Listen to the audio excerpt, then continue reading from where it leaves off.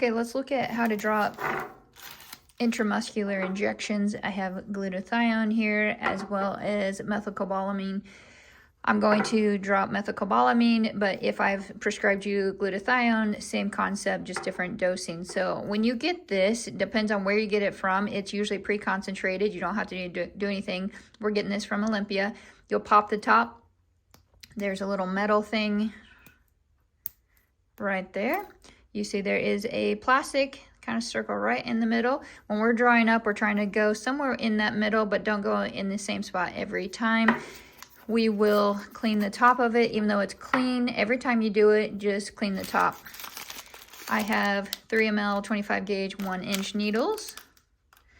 This needle package, I did actually believe I ordered off of Amazon, so you can actually get these.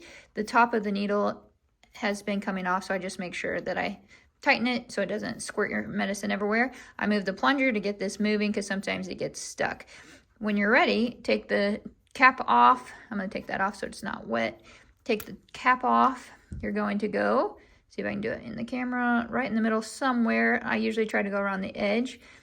Push it in, upside down. When you're drawing meds out, the needle is probably way up here. As you use more of it, you're going to have to pull your needle down to make sure you get it. I go straight up and down, so while I'm pulling medication, it is going straight up and down in my syringe, and the bubbles are going straight up and down. So then I can push it up. If you can't see that, this dose is 0.25 to 5. Hard to tell on the camera, but about right here is 0.5. I'll push the medication up. You can see the 0.5 right there. If I were to pull it while it's sideways, you see that bubble? To get that bubble out, pull more than you need, go straight up in the air, and then push it until you get to the 0.5. Then you're looking, you're like, oh yeah, there might be a little bubble. If that happens, pull more than you need. Click it a little bit, push it straight up again. 0.5. Hold this plunger at the bottom so you don't lose any med when you pull it out. Straight up, good to go. If you're not ready to give you a shot, put the cap back on. There you go. So if you're ready to give yourself an injection, I'm going to show you how to do it in the leg, and I'll try to do a video of if you're doing it in your own hip. So this is my own leg. We're looking at the crease of your hip here to the end of your knee. Think of it as thirds, so 1/3, 1/3. So where we're giving injections is in this third right here. If you tighten your muscles, you can feel that there's a little divot right here. So there's a muscle over here. Over on the side, you can feel a divot too.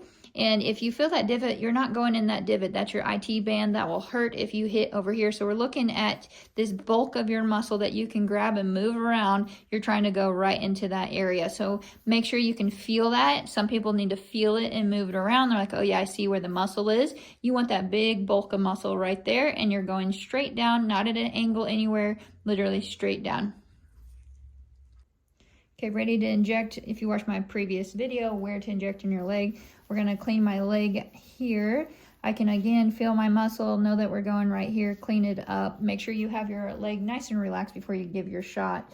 The needle in your leg, there's not a whole lot of extra fat, so you don't really have to put this whole needle in there, maybe half of it. If you do all the way, that is fine as well.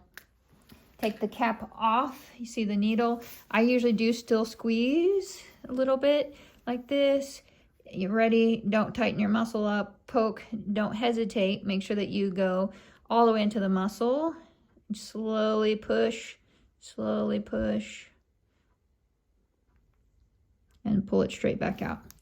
If it's bleeding, you can put a little band-aid on it. If not, no big deal. Doing your own injection, so looking at your gluteus maximus, your butt cheek here, top versus bottom gluteal fold, and then your intragluteal crack, and then your hip. We're looking at injecting in this outer upper quadrant of your hip in this area. When you stand up and feel that, and you kind of know where it's at, then you'll sit down or lay on the bed, know where you're aiming at. I'm going to actually do it. I'm going to reach around and try to inject in that area on my own.